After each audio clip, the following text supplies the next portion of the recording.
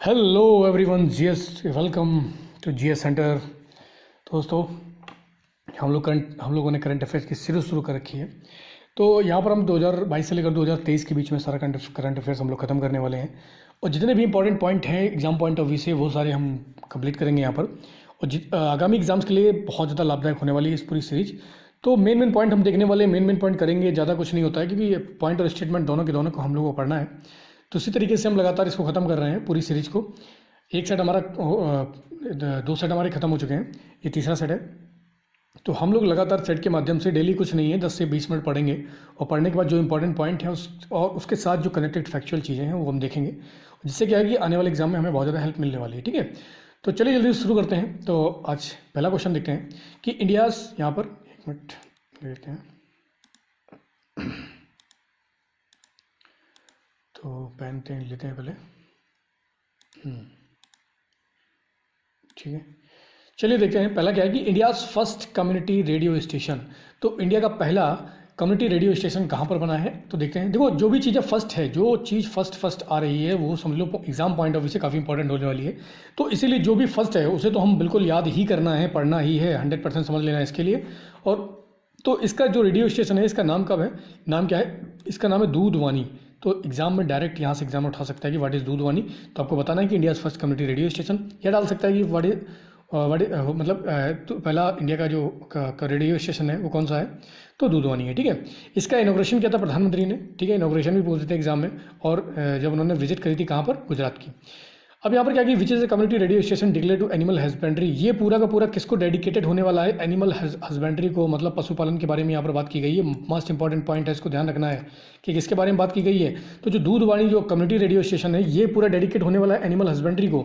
तो यहाँ पर Banas dairy community radio station has been set up in Banaskantha district by the cooperative milk producers union also known as Banas dairy. तो यहाँ पर animal husbandry मतलब किस प्रकार से पशुपालन करना चाहिए, क्या बढ़ावा दे सकते हैं। तो सारी की सारी चीज़ें, डेयरी सिस्टम को किस प्रकार से इंप्रूव किया जा सकता है, डेयरी जो आपकी इंडस्ट्री है, डेयरी फार्म्स हैं, उनमें क्या क्या चेंजमेंट करना चाहिए, कैसे हम डेवलपमेंट कर सकते हैं। तो ये सारे के सारे पॉइंट बताए जाएंगे इसमें, जो भी चीज़ें हैं।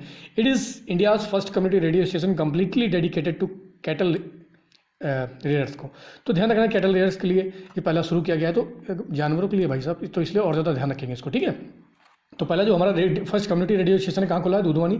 ये खुला है आपका गुजरात में।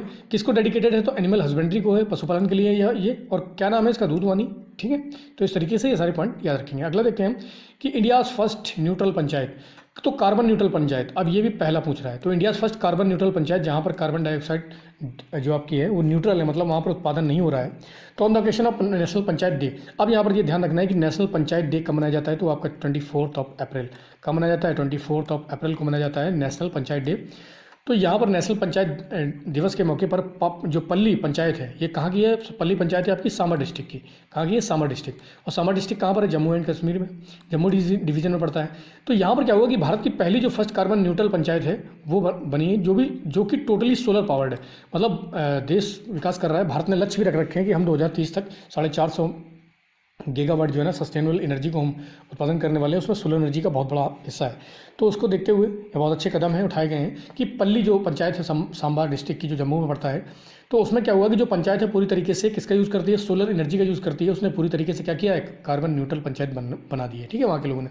तो बहुत बढ़िया इनिशिएटिव है, ऐसा होना चाहिए, हर जगह होना चाहिए। तो पल्ली village is a great example of ऊर्जा स्वराज। तो सरकार के द्वारा जो ऊर्जा स्वराज प्रोग्राम शुरू किया गया था, उसके तहत ये बहुत ही बड़ा एग्जाम्पल हम सेट बता सकते हैं कि जब पल्ली विलेज कर सकता है ऐसा, तो भारत का हर एक गाँव, हर एक क्षेत्र इस तरीके से कर सकता है। अगर हमने ये सारी चीज़ें करना शुरू कर दी हैं, तो आने वाले समय में क्या होगा कि हमारी जो ऊर्जा के ऊपर डिपेंडेंसी है फॉसिल फ्यूल्स के ऊपर, वो खत्म हो जाएगी। बाकी जो तेल से हम ऊर्जा का उत्पादन करते हैं, तो ये सारी चीज़ों में बजट में कमी आएगी, जिससे हम डेवलपमेंट पर ज़्यादा खर्च कर सकते हैं। तो बहुत अच्छा कदम उठाया गया यहाँ पर, किसके द्वारा, ये पल्ली विलेज के लोगों के द्वारा। Carbon neutral refers to zero carbon dioxide emission. देखो, कार्बन न्यूट्रल क्या होता है, कार्बन न्यूट्रल का मतलब क्या होता है, इसका मतलब कि नेट जो आपका जीरो कार्बन डाइऑक्साइड एमिशन, मतलब ये जो कार्बन डाइऑक्साइड है इसका बिल्कुल भी उत्सर्जन नहीं कर रहे हैं। ठीक है, जैसे चिमनियाँ वगैरह लगी रहती है, तो चिमनियों में क्या होता है कि आपका धुआं निकल रहा है। तो इस तरीके से बिल्कुल भी पूरी तरीके से क्या है, ये कार्बन डाइऑक्साइड का एमिशन यहाँ नहीं करते। The term carbon neutral is use to the context of energy production, transport, industry and agriculture. यहाँ पर बोल रहे हैं कि जो कार्बन न्यूट्रल जो वर्ड है ये एनर्जी के प्रोडक्शन पर, ट्रांसपोर्ट पर, इंडस्ट्री और एग्रीकल्चर के लिए यहाँ पर क्या यूज़ किया जाता है। ठीक है, मतलब कि ये जितनी भी चीज़ें यहाँ पर चला रहे हैं सब किससे चला रहे हैं, सोलर एनर्जी से ही चला रहे हैं, इसको ध्यान रखना है। ठीक है, इंपॉर्टेंट पॉइंट है। अगला हम देखते हैं, अगला पॉइंट क्या निकल के आता है। हाँ, आर्ट पार्क। अब ये आर्ट पार्क क्या है, countries first art park intelligence and robotics technology park. तो यहाँ पर क्या है कि आर्टिफिशियल इंटेलिजेंस का काम होने वाला है, रोबोटिक्स टेक्नोलॉजी का यूज़ होने वाला है। ये पार्क कहाँ पर लगाया गया है, ये लगाया गया है आपका आर्ट पार्क बेंगलुरु में। तो जितने भी साइंस एंड टेक से चीज़ों से लगभग के काम होते हैं ये सारे के सारे कहाँ होते हैं, ये आपके बेंगलोर में ही होते हैं, क्योंकि यहाँ पर साइंस सिटी भी बोला भी जाता है। और जितने भी बड़े बड़े इंस्टीट्यूट हैं, और इसमें हेल्प और सेटअप कौन कर रहा है, ये कर रहा है Indian institute of science Bengaluru. तो इसको भी ध्यान रखेंगे। ठीक है, तो आर्ट पार्क कहाँ पर बना हुआ है, इंडिया का पहला आर्ट पार्क है, तो ये बेंगलोर में बना हुआ है। ठीक है, किसने सेटअप किया है, तो IISc बेंगलुरु ने किया है। तो इस तरीके से पॉइंट हम ध्यान रखेंगे। अगला देखते हैं हम पॉइंट क्या है। हमारा अगला पॉइंट निकल के आता है coalition for disaster resilient infrastructure. CDRI की बात करते हैं यहाँ पर कि CDRI में किसने क्या किया है, मेंबर CDRI का मेंबर कौन बन गया है, तो ये है मेडागास्कर। इसको ध्यान रखेंगे। तो मेडागास्कर जो है ना, मेडागास्कर किसका है, अफ्रीकी देश है। अफ्रीका कॉन्टिनेंट के ईस्ट में ही क्या पाया जाता है, एक टापू पाया जाता है, तो उसे ही मेडागास्कर बोलते हैं। ये 30वां देश बन गया है। कौन सा बन गया है, 30वां देश बन गया है। ध्यान रखेंगे कौन से नंबर का देश बन गया है, तो 30वां कौन बन गया है, मेडागास्कर। किसका, CDRI का मेंबर बन गया है। ठीक है, अब CDRI को लॉन्च किसने किया था, तो CDRI को लॉन्च किया था इंडियन प्राइम मिनिस्टर ने, प्राइम मिनिस्टर ऑफ इंडिया। ठीक है, during the speech of United nation climate action. जब वो UNCA के बारे में बोल रहे थे, United nation climate action summit के में बोल रहे थे, तब उन्होंने इसे लॉन्च किया था। और इसका एम क्या है, तो देख लेते हैं। It's aim to promote the adaptability of new and exciting infrastructure system to climate and disaster risk. मतलब इसका उद्देश्य ये है कि हम इस प्रकार से इंफ्रास्ट्रक्चर को डेवलप करें जो कि सस्टेन हो। दूसरा क्या हो कि क्लाइमेट डिजास्टर रिस्क फ्री हो, मतलब disaster risk and support for sustainable development. यहाँ पर कि जो पर्यावरण को नुकसान न पहुँचाता हो और जहाँ पर जान माल का कम से कम नुकसान हो, ऐसा हमें इंफ्रास्ट्रक्चर डेवलपमेंट करना चाहिए। और जितना भी इंफ्रास्ट्रक्चर बने वो सस्टेन डेवलपमेंट, मतलब कि धारणीय विकास के तहत बने, जिसमें कि प्रदूषण वगैरह ना हो, क्लाइमेट चेंज का खतरा ना हो उसमें। ठीक है, तो ये है CDRI, इसको ध्यान रखना है। एग्जाम में पूछ सकते हैं व्हाट इज CDRI कौन सा मेंबर अभी हाल में 30वां मेंबर बना है, तो मेडागास्कर कौन से नंबर का बना है, 30वें नंबर का बना है। और CDRI को लॉन्च किसने किया था, प्राइम मिनिस्टर ने किया था। कब किया था, तो UN जो आपकी United nation climate action summit हो रही थी उसमें किया था। ठीक है, अब इट इंक्लूड, अब इसमें कितने हैं, तो एग्जाम में डायरेक्ट पूछ रहे थे कि CDRI में इस समय कितने मेंबर हैं, तो 30 मेंबर है इस समय CDRI में। और कितने ऑर्गेनाइजेशन जुड़े हुए हैं, तो इसमें 7 ऑर्गेनाइजेशन जुड़े हुए हैं। इसको भी ध्यान रखेंगे। 30 तो इसमें मेंबर हैं और 7 आपके कौन जुड़े हुए हैं, ऑर्गेनाइजेशन जुड़े हुए हैं, तो इस दोनों को ध्यान रखेंगे। The secretariat of CDRI is located, देखो मुख्यालय कहाँ है, न्यू दिल्ली में। इसको ध्यान रखेंगे किसका, CDRI का मुख्यालय कहाँ है, तो CDRI का आपका मुख्यालय कहाँ पड़ जाता है, न्यू दिल्ली में पड़ जाता है। इसको भी ध्यान रखेंगे। ठीक है, एग्जाम में डायरेक्ट यहाँ से पूछ लेते हैं कि CDRI का जो मुख्यालय है ये कहाँ पर पड़ता है। तो बिल्कुल भी डाउट नहीं करना है, बिल्कुल भी सारी चीज़ें कंफर्मेशन में चलना है। जो 30 मेंबर हैं इसके और 7 ऑर्गेनाइजेशन है। इसका मुख्यालय कहाँ पर है, तो इसका मुख्यालय आपका है न्यू दिल्ली में। कहाँ पर है, न्यू दिल्ली में। इसको ध्यान रखेंगे।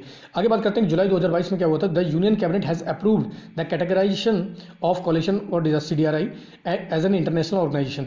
तो इसको क्या किया गया है, अप्रूव कर दिया गया यूनियन के, भारतीय जो यूनियन कैबिनेट है उसके द्वारा इसको एक अंतर्राष्ट्रीय संगठन के रूप में इसको पास कर दिया गया है। तो अगर आप पूछा जाए कि CDRI किस प्रकार का संगठन है, तो इंटरनेशनल ऑर्गेनाइजेशन है।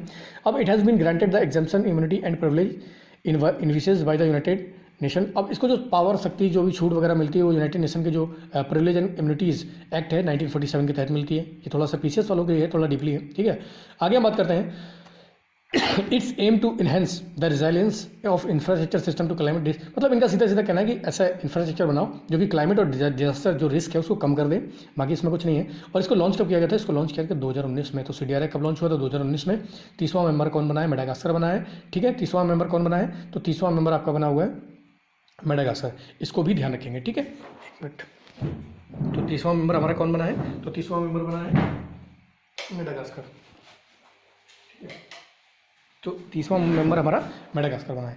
आगे हम देखते हैं यहाँ पर कि it is the second major global initiative of the government of India after the ISA। तो यहाँ पर एक चीज़ देखने वाली बात है कि भारत भी ना बढ़ चढ़कर आजकल क्या कर रहा है कि बहुत संगठनों, एक समय वो था कि भारत में क्या था कि बहुत ज़्यादा हम संगठन नहीं बनाते थे और भारत इतना मतलब जलवायु परिवर्तन को लेकर इतना ठोस कदम और बड़े बड़े पटलों पर इतनी तेज़ी से अपनी आवाज़ नहीं रखता था जितने पिछले कुछ वर्षों में रखी उसने। जैसे कि अगर देखा जाए तो ग्लोबल इनिशिएटिव की अगर हम बात करते हैं गवर्नमेंट ऑफ इंडिया की, तो ये दूसरा ग्लोबल इनिशिएटिव है। कौन सा, CDRI। इससे पहले कौन सा था, तो इससे पहले था आपका ISA, इंटरनेशनल सोलर अलायंस। इसका मुख्यालय कहाँ पर, जल्दी से बताओ। तो ISA का मुख्यालय कहाँ पर है, ये मुख्यालय है आपका गुरुग्राम में। ठीक है, तो ISA, अब अच्छा प्रेजेंट में ISA का आईएसए में कितने मेंबर, जल्दी से कमेंट करके बताओ कि इंटरनेशनल जो सोलर अलायंस है, इंटरनेशनल सोलर अलायंस है, उसमें कितने मेंबर हैं। तो आईएसए में कितने मेंबर हैं ये जल्दी से कमेंट करके बताएंगे, ठीक है। Since its inception 31 country and 6 international organisation and 2 private sector organisation है ज्वाइन। तो यहाँ पर ये बोला गया कि सीडीआरआई में इस समय कितने मेंबर हैं, तो 31 कंट्रीज इसमें जुड़ गई हैं, ठीक है। 6 इंटरनेशनल ऑर्गेनाइजेशन है और 2 प्राइवेट सेक्टर के ऑर्गेनाइजेशन इसमें जुड़ गए हैं। तो भारत क्या कर रहा है कि भारत भी बहुत तेज़ी से बढ़ चलकर किसमें हिस्सा ले रहा है कि अंतर्राष्ट्रीय संगठनों में बहुत बड़ी मात्रा में हिस्सा ले रहा है। और ग्लोबल वार्मिंग अगर देखा जाए कि क्लाइमेट चेंज के ऊपर, क्लाइमेट चेंज के ऊपर भी भारत बहुत बड़ी मात्रा में क्या कर रहा है, हिस्सा ले रहा है इन सब चीज़ों में। चलिए आगे देखते हैं इंपॉर्टेंट पॉइंट क्या है। अगला देखते हैं कि महात्मा गांधी ग्रीन ट्रायंगल। देखो कल हमने पढ़ा था कि महात्मा गांधी के नाम से एक मेट्रो का उद्घाटन किया गया है। तो कहाँ पर किया गया है, कमेंट करके बताओ कि महात्मा गांधी के नाम पर जो मेट्रो का उद्घाटन किया गया है कहाँ किया गया है, तो कमेंट करो उसको, ठीक है। अगला महात्मा गांधी ग्रीन ट्रायंगल कहाँ पर बना दिया गया है, तो ये बनाया गया है आपका कैपिटल ऑफ मेडागास्कर। तो मेडागास्कर की कैपिटल जिसका नाम क्या है, अंटानारिवो, ठीक है। अंटानारिवो में क्या किया गया है कि महात्मा गांधी ग्रीन ट्रायंगल बनाया गया है। तो the word green in the pledge significance their commitment to sustainable development and saving the environment. तो यहाँ पर उनका कमिटमेंट था कि प्लेग के समय इन्होंने बोला था कि अब जितना भी हम डेवलपमेंट करने वाले हैं जब फैला वहाँ पर, तो वो करने वाले हैं हम किससे, एनवायरनमेंट सेविंग, मतलब एनवायरनमेंट के हित में जो होगा वही हम डेवलपमेंट करेंगे, उसी प्रकार का हम डेवलपमेंट करने वाले हैं। तो इसको ध्यान रखना है कि महात्मा गांधी ग्रीन ट्रायंगल का उद्घाटन कहाँ किया गया है, तो मेडागास्कर की कैपिटल अंटानारिवो में किया गया है। आगे हम बात करते हैं, अगला क्वेश्चन क्या है कि unveiling of 108 feet statue of Hanuman. तो हनुमान जी की जो 108 फीट, हनुमान जी की 108 फीट जो ऊंचा स्टैचू है, ये कहाँ पर बनकर तैयार हो गया है, तो ये आपका बना है मोरबी गुजरात में। कहाँ पर बना है, मोरबी गुजरात में, ध्यान रखना, एग्जाम में डायरेक्ट पूछ सकते हैं। हनुमान जयंती के मौके पर इसका उद्घाटन किया गया है। हमारे जो प्राइम मिनिस्टर हैं नरेंद्र मोदी ने इसका किया था। तो 108 फीट ऊंची है, कितनी है, 108 फीट ऊंची जो प्रतिमा है, कहाँ पर है, मोरबी गुजरात में शुरू की गई है। अब यहाँ पर बोला गया कि ये प्रोजेक्ट जो है ना, हनुमान जी चार धाम प्रोजेक्ट के अंतर्गत आता है। तो मतलब भारत सरकार क्या कर रही है कि हनुमान जी चार धाम प्रोजेक्ट चला रही है। जिस प्रकार से चार धाम प्रोजेक्ट चलाए थे उसी प्रकार से हनुमान जी चार धाम प्रोजेक्ट चलाए जा रहे हैं। जैसे कि अगर आप देख लेते हैं तो पूरा पश्चिम में, तो ये जो खोला गया है ये पश्चिम में है। तो मोरबी कहाँ है आपका, पश्चिम में बात की गई। अब पूरब वाला कहाँ पर खुला हुआ है, तो अगर यहाँ पर पूछ दें तो पूरब वाला आपका कहाँ है, शिमला में खुला है, ठीक है। The idol of Morbi has been installed in the west, the third statue of install. और तीसरा का दक्षिण में कहाँ खुलेगा, तो रामेश्वरम में खुलेगा, इसको भी ध्यान रखेंगे। और पूर्व में कहाँ खुलेगा, तो बंगाल में खुलेगा। तो हनुमान जी के स्टैचू बनाए जा रहे हैं। तो हनुमान जी के भी 4 स्टैचू बनाए जा रहे हैं चारों दिशाओं में।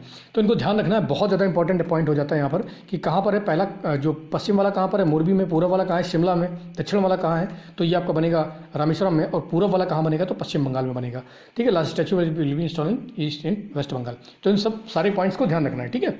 आगे हम बात करते हैं, अगला पॉइंट क्या है कि tree city of the world. तो tree city of the world किससे घोषित किया गया है, तो भारत के 2 शहर हैं, भारत के 2 शहर को tree city of the world घोषित किया गया है। एक तो है आपका कौन सा शहर, एक है आपका हैदराबाद, एक है आपका हैदराबाद, और दूसरा कौन सा है, एक है हैदराबाद और दूसरा मुंबई। तो भारत के 2 शहर ऐसे हैं जिन्हें tree city of the world घोषित किया गया है, एक है हैदराबाद, एक है मुंबई। इसमें ज़्यादा कुछ नहीं पढ़ना है, तो इसको ध्यान रखेंगे कि अच्छा इसे घोषित कौन करता है। तो यहाँ पर बताया गया कि by the arbor day foundation and the food and FAO of the United nation on April. तो ये इसको रिकॉग्नाइज कौन करता है, तो आर्बर डे फाउंडेशन हो गया, दूसरा क्या हो गया, FAO जो यूनाइटेड नेशन की एक संस्था है, वो इन सब चीज़ों को डिक्लेयर करती है। तो इसको ध्यान रखेंगे। भारत के कितने शहर tree city of the world में आते हैं, तो 2 आते हैं, एक हैदराबाद है, एक मुंबई है। अगला हम पॉइंट देखते हैं क्या है, तो इंद्रायणी मेडी सिटी। तो इंद्रायणी मेडी सिटी कहाँ पर बनाई गई है, कहाँ पर बनकर तैयार हुई है, तो इंडियाज़ फर्स्ट मेडिकल सिटी, जो भारत की पहली मेडिकल सिटी बन रही है वो कहाँ पर बन रही है, तो ये पुणे महाराष्ट्र में बन रही है, ठीक है। कहाँ बन रही है, पुणे महाराष्ट्र में। इसको भी इंपॉर्टेंट पॉइंट है, इसको ध्यान रखेंगे कि पुणे महाराष्ट्र में भारत की पहली मेडिकल सिटी बन रही है। तो महाराष्ट्र गवर्नमेंट ने इसको अप्रूव कर दिया है, बाकी इसमें कुछ नहीं पढ़ना है। तो इंद्रायणी मेडी सिटी कहाँ बन रही है, और इंडिया की फर्स्ट मेडिकल सिटी, इसलिए और ज़्यादा ध्यान रखना है, ठीक है। आगे बात करते हैं हम लोग, विंग्स इंडिया 2022 कब हुआ था और कहाँ हुआ था। तो विंग्स इंडिया 2022 आपका बेगमपेट एयरपोर्ट में हुआ था, हैदराबाद में। तो विंग्स इंडिया जो आपका होता है एविएशन शो होता है, वो कहाँ पर हुआ था, ये हैदराबाद में हुआ था, बस इतना ध्यान रखना है। और इसकी थीम थोड़ा सा ध्यान रख लेना, इसकी थीम थी कि India's @75 ratio new horizon for the aviation industry. तो विंग्स इंडिया जो प्रोग्राम है कहाँ पर हुआ था, बेगमपेट एयरपोर्ट हैदराबाद में हुआ था। और इसकी जो थीम थी वो कौन सी थी, इंडियाज़ @75, जो 75वीं हम लोग वर्षगांठ मना रहे हैं इस तरीके से, तो new horizon for the aviation industry, ठीक है। आगे हम बात करते हैं, अगला पॉइंट क्या है, तो अगला पॉइंट यहाँ पर सेला मैकाक के बारे में बता रहे हैं कि एक बंदर की नई प्रजाति पाई गई जिसका नाम क्या है, सेला मैकाक। तो कहाँ पाई गई, सबसे पहला पॉइंट है, तो ध्यान रखना है कि अरुणाचल प्रदेश में पाई गई। कहाँ पाई गई, जो इंपॉर्टेंट पॉइंट उनको ध्यान रखना है कि कहाँ पाई गई है, तो ये पाई गई अरुणाचल प्रदेश में, ठीक है। इसका वैज्ञानिक नाम है मकाका सिलाई। क्या नाम है, मकाका सिलाई, ठीक है। और इसको खोजा किसने है, तो जियोलॉजिकल सर्वे ऑफ इंडिया ने खोजा है और कलकत्ता यूनिवर्सिटी ने मिलकर साथ में इसको खोजा है। और आगे बात करते हैं कि इस समय जियोलॉजिकल सर्वे ऑफ इंडिया की जो डायरेक्टर इनका नाम क्या है, धरती बनर्जी। ये भी एग्जाम पॉइंट ऑफ व्यू से काफ़ी इंपॉर्टेंट है। तो धरती बनर्जी जियोलॉजिकल जीएसआई की इस समय हेड है, ठीक है, डायरेक्टर है। अब इसका नाम सेला क्यों पड़ा है, सेला, क्योंकि ये शिलापास में पाया जाता है, जो शिलापास, ठीक है, तो शिलापास में ये काफ़ी मात्रा में मिलते हैं, इसीलिए इनका नाम क्या पड़ गया है, इसीलिए इनका नाम सेला मैकाक पाया गया है। तो काफ़ी इंपॉर्टेंट पॉइंट है। अब Sela is located in western Arunachal Pradesh between the town of Dirang and Tawang. तो तवांग और दिरांग के बीच में ये सेला टाउन पड़ता है। तो ध्यान रखेंगे कि सेला मैकाक जो बंदर है कहाँ पाया गया, अरुणाचल प्रदेश में पाया गया। मैकाका सिलाई इसका वैज्ञानिक नाम है। जियोलॉजिकल सर्वे ऑफ इंडिया के इस समय जो हेड है उनका नाम है धरती बनर्जी, और सिलापास कहाँ पर है, अरुणाचल प्रदेश में। तो बहुत सारे पॉइंट हमें यहाँ पर मिल जाते हैं। आगे हम बात करते हैं इन्वेस्टमेंट इंसेंटिव एग्रीमेंट। तो भारत ने किस देश के साथ मिलकर इन्वेस्टमेंट इंसेंटिव एग्रीमेंट किया है, तो भारत ने यूनाइटेड स्टेट के साथ किया है। ये ध्यान रखना कि भारत और यूएसए ने ही इन्वेस्टमेंट इंसेंटिव एग्रीमेंट किया है, ठीक। अब ये किया कहाँ पर है, तो जापान में किया है, टोक्यो में, ठीक है। कहाँ पर किया है, जापान, टोक्यो में। The agreement was sign by the Indian foreign secretary Vijay Kwatra. तो भारत के जो विदेश सचिव इस समय कौन है, विनय क्वात्रा। तो विनय क्वात्रा ने किया है, और वहाँ के थे स्कॉट नाथन। तो इन लोगों ने किया है। तो यहाँ पर हमें ध्यान रखना है कि फॉरेन सेक्रेटरी कौन है, विदेश सचिव कौन है, तो विनय क्वात्रा। और इस समय हमारे विदेश मंत्री कौन है, जल्दी से बताओ कमेंट करके कि इस समय हमारे विदेश मंत्री कौन है। तो the international development finance corporation DFC, ठीक है। This agreement has replace the investment incentive agreement signed by the both country. अब ये जो इंसेंटिव है ये रिप्लेस किया गया है, जो 1997 में समझौता हुआ था उसका रिप्लेसमेंट है, मतलब उसको फिर से रिन्यू किया गया है। This agreement will bring investment for India's development project. तो इससे क्या होगा कि इससे भारत में अमेरिका के द्वारा जो इन्वेस्टमेंट करने के बहुत सारे रास्ते खुल गए हैं। तो after the investment incentive agreement in the year 1997 many remarkable things have happened. तो इसको भी ध्यान रखेंगे। These include the creation of new agency DFC, it is a development finance agency. तो बस इतना ध्यान रखना है कि इन्वेस्टमेंट इंसेंटिव एग्रीमेंट भारत ने किसके साथ किया है, तो अमेरिका के साथ किया है। और इससे पहले कोई एग्रीमेंट था क्या, हाँ, 1997 के एग्रीमेंट को रिन्यू किया गया है। अगला हम पॉइंट देखते हैं क्या है। अब यहाँ पर बात करते हैं हम लोग रशिया की। तो Russia out of UN world trade tourism. तो यूनाइटेड नेशन के जो वर्ल्ड टूरिज्म ऑर्गेनाइजेशन है उससे किसको आउट कर दिया गया, रशिया को। तो जानते हैं पश्चिमी देश है, केवल अपना ही भला करना है। मतलब जैसे हमारे विदेश मंत्री ने कहा था कि जो दुनिया की प्रॉब्लम है वो इस वेस्ट की प्रॉब्लम नहीं है, और जो वेस्ट की प्रॉब्लम है वो दुनिया का प्रॉब्लम है। तो मतलब इनको अगर कोई दर्द होता है ना, तो ये पूरी दुनिया को लपेट देते हैं उसमें कि हमको तकलीफ हो रही तो सारे महसूस करो, ठीक है। मतलब वैसे क्या कहना है कि अगर हमको तकलीफ हो रही तो सब महसूस करो, और तुम्हें तकलीफ हो रही तो तुम ही महसूस करो। तो ये इन लोगों का चलता रहता है ये सारी चीज़ें, ठीक है। अब यहाँ हिपोक्रेसी है यहाँ पर लोगों की। तो रशिया ने क्या किया, Russia is announce is withdrawal from the United nation tourism organisation. तो रशिया ने विड्रॉल कर लिया है। तो रूस यहाँ पर WTO का मेंबर नहीं रहा है, ठीक है, ध्यान रखेंगे। और united nation world tourism organisation की स्थापना कब हुई थी, तो 1975 में हुई थी। चर्चा में है इसलिए ध्यान रखना है। इसकी स्थापना कब हुई थी, 1975 में हुई थी। और इसका हेडक्वार्टर कहाँ है, इसका हेडक्वार्टर है स्पेन, मैड्रिड में। तो 2 पॉइंट याद करने लायक है, बस इसको ध्यान रखो, ठीक है। तो रशिया ने WTO छोड़ दिया है। स्थापना हुई थी WTO की 1975 में, हेडक्वार्टर है मैड्रिड, स्पेन में। आगे हम बात करते हैं साइक्लोन स्टॉर्म आसनी के बारे में। तो साइक्लोन स्टॉर्म जो आसनी है इसके बारे में बात करते हैं। ये कहाँ पर आया था, तो ये भाई साहब बे ऑफ बंगाल में आया था, ठीक है, ध्यान रखेंगे। आसनी कहाँ पर आया था, तो चक्रवात ये आया था बे ऑफ बंगाल में। और इसका नामकरण किसने किया था, इसका नामकरण किया था लंका ने, श्रीलंका ने किया था। और आसनी का मतलब होता है श्रीलंकाई में, सिन्हाली भाषा में ये होता है एंगर, मतलब गुस्सा, ठीक है। तो आसनी जो चक्रवात आया था कहाँ पर आया था, बंगाल में आया था। और इसका नामकरण किसने किया था, श्रीलंका ने किया था, जिसका मतलब क्या होता है, anger. This cyclone to hit India in the year. तो 2020-21 में भी बहुत सारे हिट किए थे, जिसमें से ताउक्ते आ गया, यास आ गया, ठीक है, निसर्ग आ गया, एम्फन आ गया। तो ताउक्ते नाम किसने रखा था, मेहमान ने रखा था। ये काफ़ी पुराना हो गया तो इसको इतना ज़्यादा ध्यान नहीं रखना है। आगे हम बात करते हैं first country to give legal right to wildlife. अब दुनिया में पहला ऐसा कौन सा देश बन गया जिसने लीगल राइट दे दिए हैं वन्य जीवों को, ठीक है। तो यहाँ पर साउथ अमेरिकन कंट्री है इक्वाडोर। तो इक्वाडोर चर्चा में है। तो इक्वाडोर के आसपास जो देश है, इक्वाडोर के जो पड़ोसी देश हैं उनको बताओ, तो जल्दी से कमेंट करके बताओ कि इक्वाडोर के पड़ोसी देश कौन कौन से हैं। तो इक्वाडोर के पड़ोसी देश कौन कौन से, जल्दी से कमेंट करके बताएंगे। तो Ecuador has become the first country in the world which has decided to give legal right to wildlife. The decision to give legal right to wildlife was given by the Supreme Court of the country during the hearing of the case of monkey एस्ट्रीलिटा। तो एक बंदर का case था, उसके देखते हुए यहाँ पर वहाँ के सुप्रीम कोर्ट ने क्या किया है कि वाइल्ड लाइफ को लीगल राइट दे दिए हैं यहाँ पर। तो लीगल राइट देने वाला this woolly ape was brought home from its wild habitat at the age of 1 month and after 18 years the forest official snatch it from its, कहाँ गया, from it owner and kept into the zoo. मतलब यहाँ पर wildlife के legal right दे दी गई कि अगर जंगल से कोई भी व्यक्ति मतलब जाता है या उसको कोई भी जानवर, मतलब यहाँ पर यही है कि कोई भी जानवर वगैरह है उसको आपने पाल लिया है और पालने के बाद जब वो बड़ा हो जाता है तो उसको लेकर वो लोग वाइल्ड लाइफ नहीं जा सकते हैं। जैसे यहाँ पर एक बंदर के केस में हुआ है, एस्ट्रिलिटा नाम का एक बंदर था, ठीक है, एस्ट्रिलिटा नाम का बंदर था एक, जिसका मालिक था उसको 1 महीने के समय में उसको उठा लाया था, लेकिन 18 साल के बाद उसको वाइल्ड लाइफ और जू वाले ले गए और उसको किस में डाल दिया, one kept on the zoo, मतलब चिड़ियाघर में उसको डाल दिया। तो ऐसा नहीं हो सकता है, अगर उसने पाला है तो उसका ही पालन पोषण करेगा वो उसके साथ रहेगा। तो इन सारी चीज़ों को ध्यान रखना है। तो लीगल राइट वाइल्ड लाइफ को देने वाला कौन सा देश है, इक्वाडोर है। तो इक्वाडोर के पड़ोसी देश कौन कौन से, जल्दी से काउंट करके बताओ। अगला हम पॉइंट देखते हैं कि India first 100% digital bus service. तो भारत की पहली 100% डिजिटल बस सर्विस किसने शुरू करी है, महाराष्ट्र ने शुरू करी है, इसको भी ध्यान रखेंगे, काफ़ी इंपॉर्टेंट है।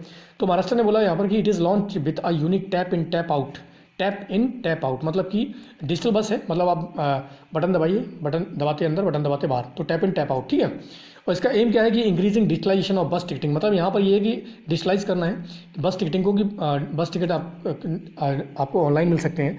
अब यहाँ पर फ़ायदा भी है, नुकसान भी है। फ़ायदा ये है कि जब बस डिजिटलाइज हो जाएंगे तो आपको कहीं दिक्कत का सामना नहीं करना पड़ेगा। आपको जिस बस में जाना है आप वहाँ का ऑनलाइन भी टिकट कर सकते हैं, वहाँ पर भी जाकर टिकट भी कर सकते हैं। लेकिन यहाँ पर टिकट चेकिंग करने, अब नुकसान ये है कि टिकट चेकिंग करने वाले जो कंडक्टर हैं उनकी कमी आ जाएगी।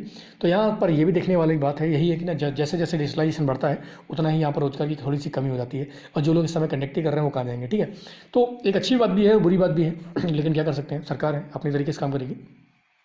This system will provide convenience is to passenger as they will be able to tap in using their smart card. अब यहाँ पर स्मार्ट कार्ड दिया जाएगा जो चलो ऐप से चलेगा। देखो यहाँ पर इन्होंने बोला कि चलो ऐप भी बनाएंगे, तो चलो ऐप डाउनलोड करो अपने स्मार्टफोन पे और वहाँ से आपको क्या है, वहाँ से आप टिकट ले लो और बस स्मार्ट कार्ड मिल जाएगा आपको, और जैसे आप डालोगे टैप इन टैप आउट, बस इस तरीके से हो जाएगा। तो बढ़िया है, लेकिन नुकसान भी होते हैं। वही बात है, तरक्की अपने साथ कुछ ना कुछ तो लाती है। एक जब किसी चीज़ से कुछ फ़ायदा हो रहा है तो नुकसान भी होता ही है, बस ये चीज़ है। तो current chief minister of Maharashtra कौन है, एक नाथ शिंदे है भाई साहब। एक नाथ शिंदे बन गए हैं महाराष्ट्र के समय चीफ मिनिस्टर। बड़ी उठक पटक चली शिवसेना के बीच में। चलिए आगे चलते हैं। तो अगला देखते हैं यहाँ पर सेंट्रल अफ्रीकन रिपब्लिक चर्चा में क्यों है, क्योंकि इसने क्या किया है कि bitcoin as its official currency. तो अब तो बिटकॉइन को अपनी ऑफिशियल करेंसी बनाने वाला देश कौन सा बन गया है, तो ये बन गया है आपका सेंट्रल अफ्रीकन रिपब्लिक। ध्यान रखना है, ये दूसरा देश है। पहला कौन सा था, तो पहला था आपका El Salvador. El Salvador become the first country to adopt the bitcoin as official currency. मतलब हमारे यहाँ जो 10 रुपये 5 रुपये 100 रुपये है ना, हमारे यहाँ तो चलो ठीक है गांधी जी की वैल्यू है, यहाँ पर इन्होंने भाई साहब ने बिटकॉइन ही बना दिया है। अब बिटकॉइन की वैल्यू 0 भी हो सकती है, बिटकॉइन की वैल्यू लाखों में जा सकती है। तो अब क्या कर सकते हैं, खतरनाक ही इनकी जो इकोनॉमिक पॉलिसी है। कौन बना रहा है, कौन सा नशा करके बैठे हुए हैं, कुछ पता नहीं है, लेकिन चलो क्या करना है अपने को, देश है अपने हिसाब से करते हैं। तो बिटकॉइन को इन्होंने अपनी ऑफिशियल करेंसी बना दी है। तो मतलब यहाँ पर क्या है कि बहुत बड़ी मात्रा में यहाँ पर 2 नंबर का काम भी होने वाला है, ठीक है। बहुत सारी चीज़ें बिटकॉइन के लाभ हैं तो उसके नुकसान भी बहुत सारे हैं, ठीक है। तो यहाँ पर पहला देश कौन सा था, एल सल्वाडोर। दूसरा कौन सा था, तो ये बन गया है CAR, तो सेंट्रल अफ्रीकन रिपब्लिक। इसको ध्यान रखेंगे। बिटकॉइन क्या होता है, क्रिप्टो करेंसी है जो काफ़ी हैवी सॉफ्टवेयर वगैरह कंप्यूटर से मिलकर बनती है, वर्चुअल करेंसी से बोलते हैं। अगला हम देखते हैं अगला हमारा टॉपिक क्या है कि India first state to provide breakfast in government school. तो अब यहाँ पर कौन सा राज्य बन गया जिसने बोला है, पहला राज्य बन गया जो सुबह सुबह ब्रेकफास्ट देगा सरकारी स्कूलों में, ये तमिलनाडु। बहुत बढ़िया, ये ऐसे इनिशिएटिव हर राज्य को उठानी चाहिए। और अच्छा ब्रेकफास्ट मिले तो ठीक मिलना चाहिए, ऐसा नहीं केवल नाम का ही कागजी पन्नों पर ये ब्रेकफास्ट लिखा हुआ है। बच्चों को आप बढ़िया से पोषण देंगे, उसके बाद ही तो कुपोषण खत्म होगा, और जब कुपोषण खत्म होगा तो बच्चों का माइंड वगैरह डेवलप्ड होगा। तो इस तरीके से तमिलनाडु ने बहुत ही सराहनीय कदम उठाया यहाँ पर कि बच्चे जो है ना उनको ब्रेकफास्ट मिलने वाला है। किसमें, इनको ब्रेकफास्ट मिलेगा सरकारी स्कूलों में। तो ये पहला राज्य बन गया है। चीफ मिनिस्टर वहाँ के कौन है, तो MK स्टालिन साहब हैं। तो MK स्टालिन साहब ने ऐसा अनाउंस किया है कि ये कितने से कितने क्लास तक के बच्चों को मिलने वाला है, 1 से लेकर 5 तक की। अरे यार 6 के 10 कहाँ जाएंगे, तो ठीक है चलो जिनको भी मिल रहा है अच्छी बात है। तो 1 से लेकर 5 तक के जो बच्चे हैं उनको मिलने वाला है। तो आगे बात करते हैं, government will start student up to class 5। तो ये बस इतनी सी बात है कि 1 से लेकर 5 तक के बच्चों को मिलेगा। MK स्टालिन ने बोला है, तमिलनाडु ने किया है और पहला राज्य भी बन गया है। आगे हम बात करते हैं वर्ल्ड लॉन्गेस्ट ग्लास ब्रिज। तो दुनिया का सबसे बड़ा लॉन्गेस्ट ग्लास ब्रिज, मतलब वही बात है ना जिससे बहुत सारे बच्चे वीडियोज़ वगैरह देखे होंगे। तो उसमें क्या है कि ग्लास का ब्रिज बना हुआ है, ग्लास के ब्रिज के ऊपर लोग चलते हैं, डरते भी हैं, सारी चीज़ें करते हैं। तो इस तरीके की टूरिज्म को बढ़ावा देने के लिए ऐसी चीज़ें सरकारों द्वारा की जाती हैं। तो दुनिया का सबसे लंबा ग्लास ब्रिज कहाँ पर बन के तैयार होगा, चाइना मत समझना, ये वियतनाम ने बना दिया है भाई साहब। और ये वियतनाम वही देश है जिसने अमेरिका को भी पानी पिला दिया है और चाइना को भी पानी पिला दिया है। तो कभी भी देखने में छोटे लगे गाँव करे गंभीर, ये वाला काम है वियतनाम के साथ। तो दुनिया का सबसे लंबा इन्होंने ग्लास ब्रिज बना के तैयार कर दिया है। और इसको इन्होंने क्या बोला है, वाइट ड्रैगन नाम दिया है इनको, ठीक है। वाइट ड्रैगन मतलब the name of the bridge is बैकलॉन्ग, तो बैकलॉन्ग ब्रिज है, इसका नाम है बैकलॉन्ग, जिसका मतलब होता है वियतनाम भाषा में अगर बोले तो, इंग्लिश भाषा में बोले तो वाइट ड्रैगन, ठीक है। ड्रैगन बहुत सारे चलते हैं। हाइट लेंथ वगैरह ध्यान नहीं रखना है इतना। कैपिटल वियतनाम की ध्यान रखना है, वियतनाम की कैपिटल कौन सी है, तो वियतनाम की कैपिटल है आपके हनोई, ठीक है। करेंसी बताओ जरा मुझे करेंसी बताओ कि वियतनाम की करेंसी कौन सी है, जल्दी कमेंट करो, ठीक है। वियतनाम की करेंसी कौन सी है। तो आगे हम बात करते हैं, अगला पॉइंट क्या है, तो अगला पॉइंट निकल के आता है India's first ethanol plant operated from course green. अब भारत का पहला एथनॉल प्लांट ऐसा है जो ऑपरेट किया जा रहा है किससे, भैया गेहूं से किया जा रहा है, ध्यान रखना, कोर्स ग्रेन से किया जा रहा है। यहाँ पर इनॉग्रेटेड इन कहाँ पर ऐसा हो रहा है कारनामा, तो ये बिहार वाले ही कर सकते हैं, पूर्णिया, कहाँ पर है, पूर्णिया में हो रहा है, जिसमें कि आपके कोर्स ग्रेन मतलब कि जो गेहूं है ख़राब वगैरह जो गेहूं जाते हैं उससे क्या किया जा रहा है, यहाँ पर एथेनॉल बनाने का काम कर रहे हैं। यहाँ पर प्राइवेट इन्वेस्टर्स यहाँ पर लगे हुए हैं, ठीक है। तो ये करने काम कारनामा कर रहे हैं, बहुत अच्छी बात है ये, जितनी बड़ी मात्रा में इसका उत्पादन करते हैं। यहाँ पर क्या हो रहा है कि latest technology produce no waste and will produce 130 ton of rice bran and 150 ton of rice, देखो और corn per day from farmer.